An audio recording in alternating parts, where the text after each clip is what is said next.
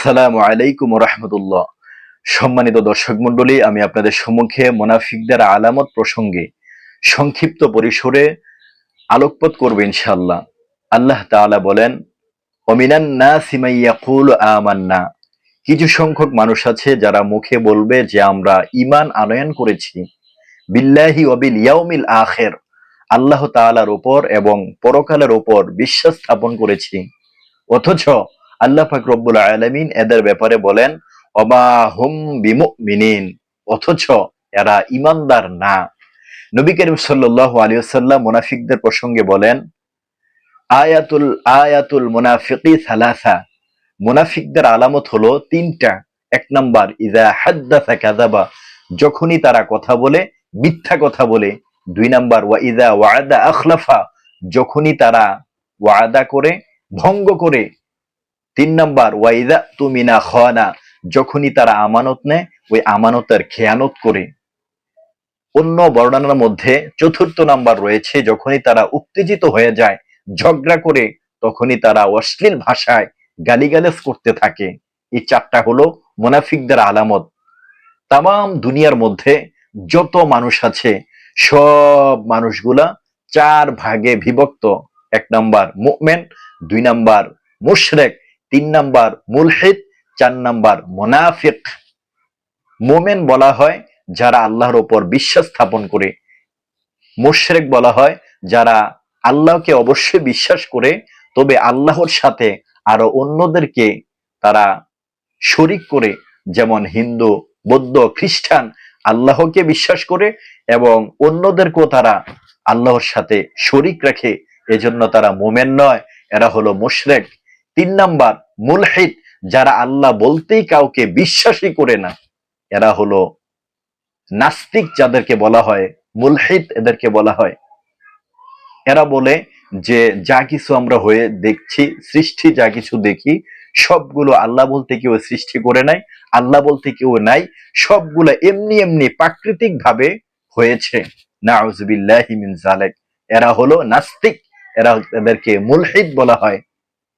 চার নাম্বার মুনাফিক।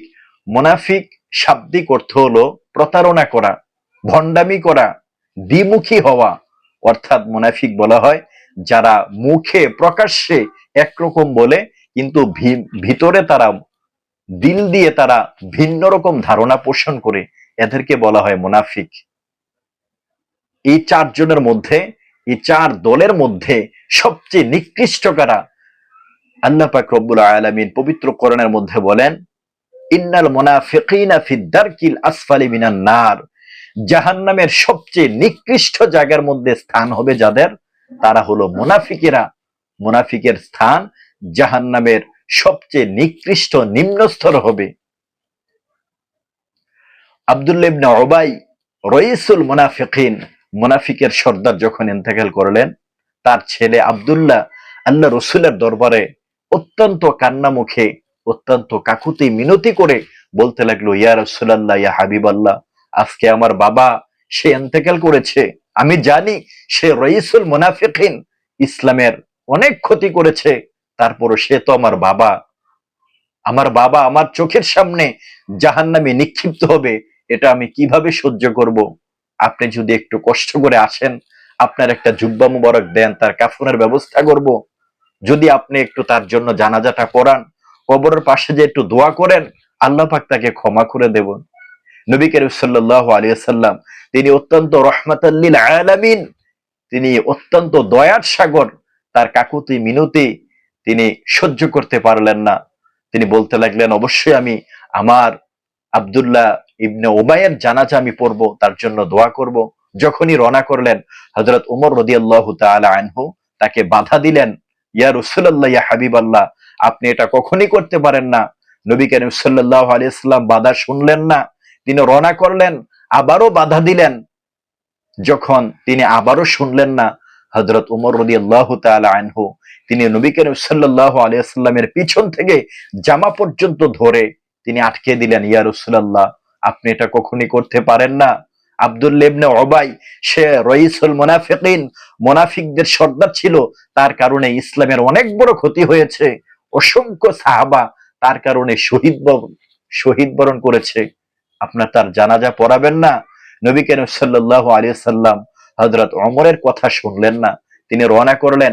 সাথে সাথে হযরত ওমর রাদিয়াল্লাহু তাআলা আনহুর কথার পক্ষে আল্লাহ পাক রব্বুল আলামিন কোরআনের আয়াত নাযিল করলেন, বলতে লাগলেন, ও আমার হাবিব, আপনি ওই মুনাফিকের জানাজা পড়াবেন না, তার কবরের পাশে যাবেন না, তার জন্য দোয়া করবেন না।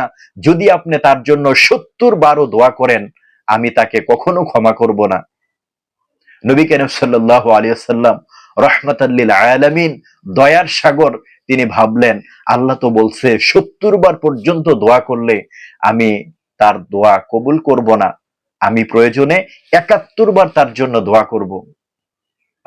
মুনাফিক কত বড় একটা জঘন্যতম অপরাধ। সেজন্য আসুন আমরা সকলে মুনাফিকি থেকে আমাদেরকে সতর্ক থাকতে হবে। নবী করিম সাল্লাল্লাহু আলাইহি ওয়াসাল্লামের পার্সোনাল অ্যাসিস্ট্যান্ট হযরত হুযায়ফা রাদিয়াল্লাহু তাআলা আনহু, তার নিকটে আল্লাহর রাসূল ইসলামের সকল প্রকার গোপন তথ্যগুলা সংরক্ষণ রাখতেন তার নিকটে। একদিন একটা মুনাফিকের লিস্ট করে হযরত হুযায়ফার নিকটে দিয়ে দিলেন।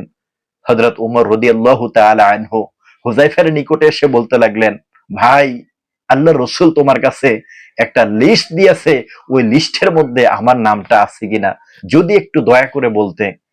তখন হযরত হুযায়ফা রাদিয়াল্লাহু তাআলা আনহু তিনি বলতে লাগলেন, ও ভাই ওমর, এটা তো কখনো বলা সম্ভব না। আল্লাহর রাসূল তিনি নিষেধ করেছেন, কার নাম আছে আর কার নাম এখানে নেই তাদের নামগুলা বলার জন্য নিষেধ করেছেন। হযরত উমর রাদিয়াল্লাহু তাআলা আনহু অত্যন্ত কষ্ট মনে তিনি বাড়িতে চলে গেলেন। সারাটা রাত্র তিনার ঘুম নেই, খুবই ছটফট করছে। যখন গভীর রাত্র হয়ে গেল, বাহিরে একটু বৃষ্টি হইতেছে, ওই বৃষ্টিতে ভিজে ভিজে গভীর রাত্রে চতুর্পাশে অন্ধকার, হযরত হুযায়ফা রাদিয়াল্লাহু তাআলা আনহুর বাড়িতে গিয়ে দরজা নক করলেন। আর হুযায়ফা বলতে লাগলেন, ও ভাই ওমর, এত রাত্রে বৃষ্টিতে ভিজে ভিজে আমার নিকটে কেন আসছেন? হযরত ওমর রাদিয়াল্লাহু তাআলা আনহু বলতে লাগলেন, ও ভাই হুযায়ফা, আমি একটা কথা জানার জন্য আসছি, আমি যদি ইন্তেকাল করি তাহলে তুমি আমার জানাজা অংশগ্রহণ করবে কিনা? হযরত হুযায়ফা রাদিয়াল্লাহু তাআলা আনহু বলতে লাগলেন, অবশ্যই করব, আপনার জানাজা পড়াবো না তো কার জানাজা পড়বো? হযরত উমর রাদিয়াল্লাহু তাআলা আনহু তিনি অত্যন্ত আনন্দে উৎসাহিত আত্মহারা হয়ে বলতে লাগলেন, আমি নিশ্চয়ই, অবশ্যই আমি শিওর হয়েছি যে আমার নামটা ওই মুনাফিকের লিস্টের মধ্যে নাই। যদি থাকতো, তুমি হুযায়ফা কখনো মুনাফিকদের জানাজা অংশগ্রহণ করো না, এদের জন্য দোয়া করো না। যেহেতু আমার জানাজা অংশগ্রহণ করবে, যেহেতু আমার জন্য দোয়া করবে, অবশ্যই আমার নামটা মুনাফিকদের লিস্টের মধ্যে নাই।